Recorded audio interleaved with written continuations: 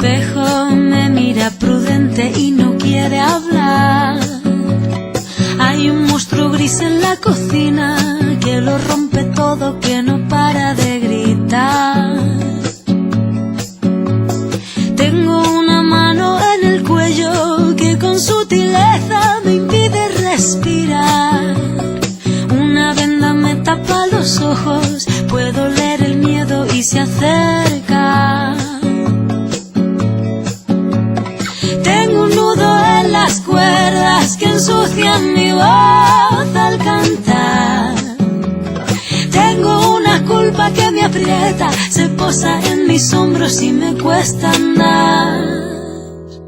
Pero dibujé una puerta violeta en la pared y al entrar me liberé, como se despliega la vela de un barco.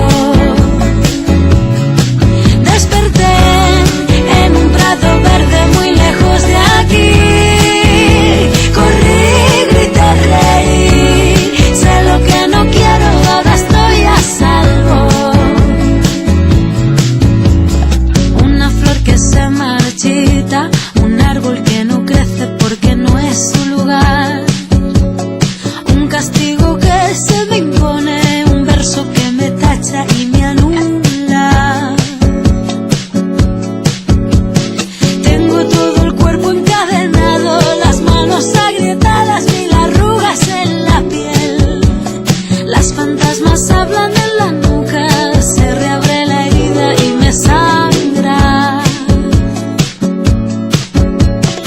Hay un jilguero en mi garganta que vuela con fuerza. Tengo la necesidad de girar la llave y no mirar atrás. Así que dibujé una puerta violeta en la pared